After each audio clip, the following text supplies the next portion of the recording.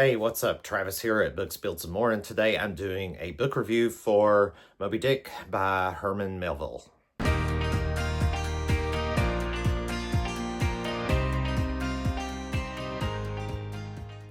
As you probably guessed from the title and the thumbnail, this was my Jurassic Reading Challenge pick for the month of June, which was Spinosaurus month, and the prompt was to read something that took place in or on the water. So what better water adventure there is than a seafaring one? And this one, I think, fit the prompt perfectly. However, this book drove me crazy. And I'm probably going to get some backlash for some of the things I may talk about this book, but I mean, I have to be honest. It was my experience with the book, and I'm just going to talk about it, and I have to be honest. So anyway, I'm going to pretty much go by what I said in my Goodreads review for this video, kind of use that as a guideline to say what I want to say here about it. But I like this book, but I hated it at the same time. But the actual dilemma is, I don't know which one. See, there were things that I really enjoyed about this book and things that I didn't really enjoy. Let's just put it that way. I'll get more into this here in just a second, of course.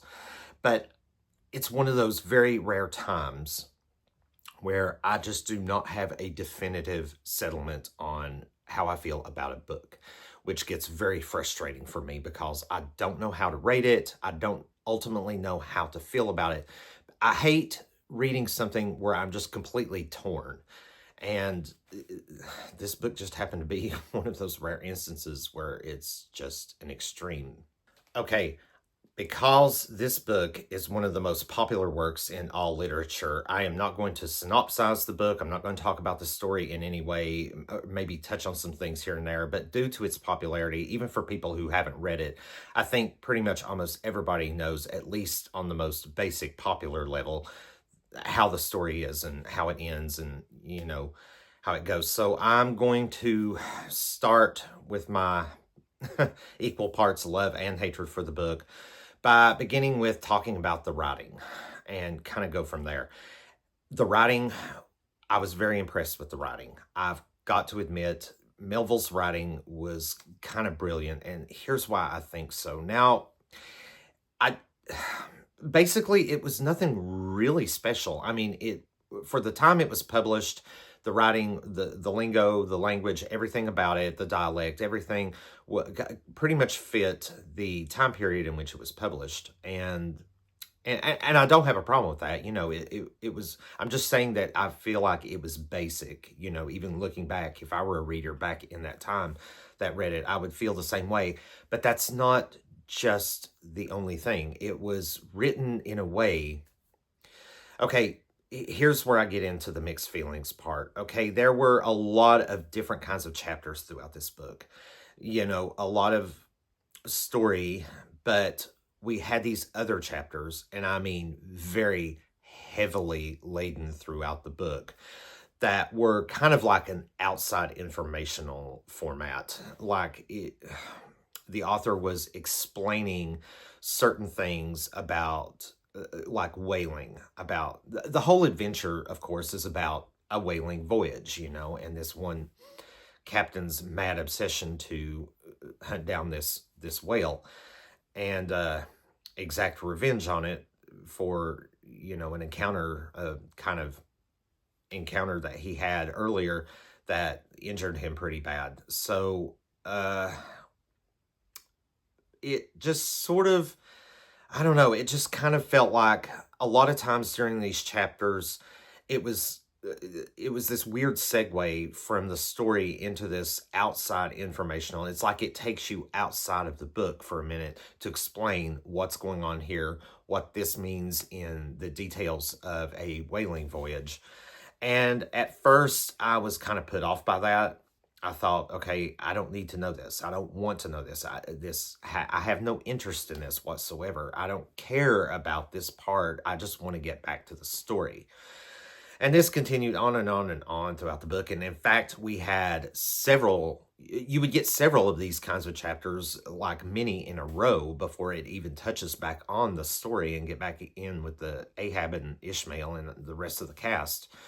But, oh, it just, and so much to the point to where it would even go back into history a lot of times. Now, I'm not opposed to history at all whatsoever. I love history. I'm not too great at it, and I'm not very knowledgeable in it, but I do enjoy historical elements in reading. But it's like it took more than necessary to explain what it is. Now, this is one thing that I feel like it's kind of tied into what I'm trying to say about this, is there also, Melville uses a lot of footnotes throughout this book. And they kind of like provide like extra information, kind of like a tag onto everything he's just explaining. And I thought, okay, well, why didn't you just, I mean, it's long enough as it is. Why didn't you just add this into the chapter? Why make it a footnote? Or just take all of this, stick with the story, and just use this and condense it and put it in a footnote. So I was a little confused and kind of, put off by that. I wasn't quite sure what he was trying to do with that. And most of the time I can, understand the idea of footnotes and get the idea off of those. But this one just kind of, I don't know. That's another thing that frustrated me too. It was just so confusing that way, or at least it was to me. And I'm talking so much so to the point to where I was just bored to tears. And I even contemplated several times, or at least in the beginning. I'll continue this here in just a second. I considered DNFing this book. Mostly what kept me from doing that, at least initially, was the fact that it's part of my Jurassic Reading Challenge. I don't want to fail this challenge. I made myself keep going. I thought, okay, just go. It might get better, like I always do whenever I consider DNFing something. The first thing I tell myself, no, stick with it. It might get better. And when I started getting into all these chapters, chapter after chapter after chapter of just outside information that was relevant to the story, but not necessarily something I felt like I needed, definitely didn't want to know, until I started taking the mindset of, okay, let me put it this way. Let me try to enjoy it by thinking about it as if Ishmael is telling this entire tale, because the entire story, or at least most of the story, and I'm going to, let me explain this. Just hear me out. Okay, I got to thinking maybe, since we're supposed to be reading this from Ishmael's point of view the entire time, I got to thinking, okay, maybe Ishmael is older now, and this is just like an entire account, sort of like the last book I read for Jurassic Reading Challenge, which was called West with Giraffes by Linda Rutledge, which was a historical fiction novel, and it was told by the main character in a very old age, and he's recounting everything. I kind of felt like maybe if I started thinking about it from Ishmael's point of view, maybe he's just looking back at all of this, because when we first meet Ishmael in the beginning of the novel, he is basically looking for adventure. He's definitely this kind of person that wants to try new things. He's done a few things, but he's looking for something more. So, he's the kind of person that strikes you as he wants to get all of his experience. He wants to get everything that he can. He wants to learn everything that he can in order to get everything out of the experience. And that's kind of the approach I took with the rest of the book. When I got over or tried to get over the boredom part of it and the frustration, and just started to think about it that way, it became a little more enjoyable for me. However, and this goes back to, I think, this is why I really think the writing is a little brilliant in this book, is the fact that Melville does something I think quite clever by a lot of these chapters. He writes lines several times throughout this book, especially in these secondary informational character or chapters where he refers to like previous chapters or as said in earlier or as referenced and as you will see coming up in the next chapter, he always refers back. It's like he breaks the fourth wall in this book. And then you're like reading it. Okay, am I reading this from Melville's point of view now or Ishmael's? Because Ishmael is he writing, is it actually Ishmael that's writing this book? Is Melville putting his mindset into this character and writing it that way? I mean, I felt like it could go either way. That's just the way I put it. But it's like, it was just so interchangeable to me. It felt like in the writing style, it's like he's taking us out of Ishmael and completely out of the story so Melville can present this information from his own research and his own point of view and then jump back into the story. So there's a seamlessness to it, but also a sort of conundrum because I felt like, back to what I just said, is it Ishmael or is it Melville here in these places? And what if it is Ishmael, what exactly is going on here? Has he learned? I mean, is this a later Ishmael that we're reading from and he learned all of this? He's just sharing his information about whaling with us so that we can enhance the story. And I do believe that that's what these chapters were intended for, was to enhance the tone of the story, to enhance our understanding of how things ultimately turned out in the end. I do think that a lot of people would get that. Still didn't make it any less frustrating though, because again, even information that I just really could not care less about, even the lesser things. I mean, if you talk about the different kinds of whales and whale anatomy and structure and the techniques of whaling, I don't need to know things like harpoon, how to line a harpoon. I could care less about that. I mean, look at the Scarlet Pimpernel. Okay, yes, I've become a little obsessed with guillotine executions to the point to where, if you'll remember, if you follow on my channel and you saw my review of the Scarlet Pimpernel, I actually used some terms for guillotine like the bascule and the lunette. So yeah, I did a little bit of research on my own, but that's something that I felt like was important to what I was reading at the time. This one, all I cared about was the adventure, and I'm not a seafaring person myself. Yes, I've been on boats before, not ships, but I'm not a maritime person, I just don't really care that much. For this book, I just wanted the adventure. Got a lot more than I bargained for, but yeah, I felt like it was just, I liked it and I liked thinking about that concept, but it drives me crazy because I don't know exactly what was going on there. And I both liked it and hated it. It's driving me nuts. I can't settle on how I actually feel about it. Now, one thing I did kind of like in this book as well is the character work.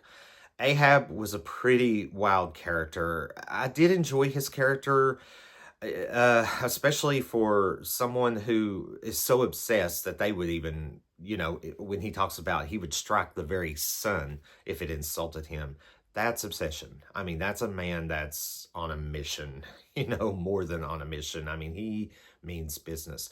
But he was still a pretty fascinating character. And then you had Starbuck and Stubbs, part of the crew, who Stubb was cool. He was cool. I really liked that character.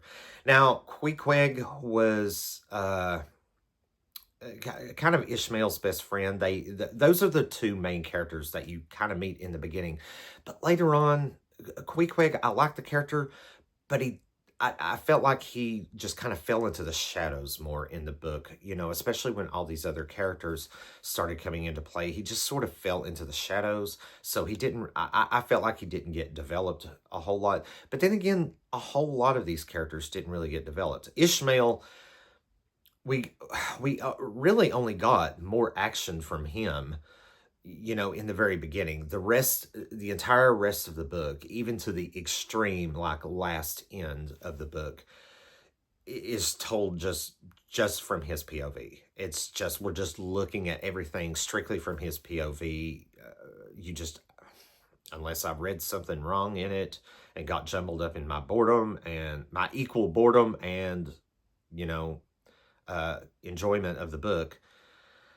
I just don't recall him having much in way of conversation. He doesn't really speak that much. He's just sort of, you just realize, you just know that he's there somewhere because we're looking at all of this through his eyes. But what is he actually doing? You know, he doesn't really talk. Everybody else, all the rest of these characters are interacting. They're the ones that we're seeing most of the action taking place with, which I'm fine with that. I'm really fine with that. But again, it goes back to what I was saying about what's going on with intermingling the actual story with all these, you know, outside informational chapters going on. Are we? Is it all Ishmael, or is it what? I'm losing my mind here. Somebody, please, in the comments below, give me a hint. One thing in particular I thought was a pretty cool nod to, well, not really nod because this came out, what, over a century before Jaws came out, but the line that, the song that Quint sings in the movie, "Farewell and adieu to you fair Spanish ladies," that's actually in Moby-Dick, and it just kind of stunned me because, like I said, I'd never read the book before, and if I'm not mistaken, I think I actually did hear at one point that that's where the line in Jaws came from. Robert Shaw, who played Quint, actually took that from Moby-Dick, or somebody, the director or somebody, and then, you know, directed him to sing that or something. It was like Jaws was a nod to Moby-Dick. I mean, I could be wrong about that either way. I just thought it was a cool connection. Also, I thought Father Mapple would have had more of a role than he did, but his sermon was actually, again, going back to the really nice writing on Melville's part. I thought it was beautiful. I thought his sermon was beautiful because it was haunting. It was very, there was a solemnity about it. Yeah, I love the chapter of Father Mapple's sermon. I thought it was great. And speaking of religious tones, one thing I didn't, or I didn't really care for, was the fact, and this probably ties into just, you know, due to the book's popularity, even people who don't, you know, haven't read the book but pretty much know what happens, was there were hints of supernaturalism in the book, where you have the character of Elijah that Ishmael and Queequeg run into before they set sail, who, you know, spouts out these little prophecies. But there are also hints of these prophecies, you know, other characters kind of foretell things, you know, throughout the rest of the book as well. And, you know, hints, like Queequeg, for example, has his little god, his Yojo, or whatever it was. But that's not a prophecy or anything. That's just another form of that's just his religious being. But this supernaturalism didn't really work for me because, and I'm talking in terms, mostly it was just this prophetic stuff throughout the book, which really was merely nothing more than just foreshadowing. So having said all of that, because I have no definitive settlement on how I actually feel about this book, because I both loved it and hated it, I just don't know which. They're both like in equal measure. I don't know how to rate it. I didn't know how to rate it, so I settled on a 3-star rating for this. Now, 3 stars is usually a pretty decent middle of the road rating.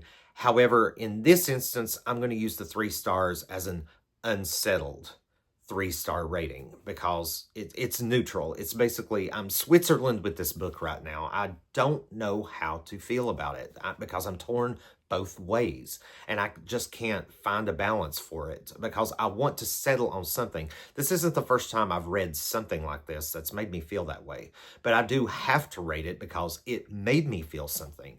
You know, if it would be different if I were just like bored to tears, or if I DNF'd it, or if it's, you know, if I could care less either way, yeah, then maybe I wouldn't, if I didn't deem it worthy rating, you know, but because it made me feel two strong emotions on both ends, I have to rate it something, you know, because it made me actually feel something. So I'm just going to have to settle on a 3-star unresolved rating.